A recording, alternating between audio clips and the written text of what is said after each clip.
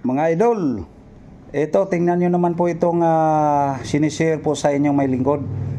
Napakalupit nito mga idol. Meron naman po tayong nahuli na naman mga idol na kakaibang uri ng 1 cent mga idol.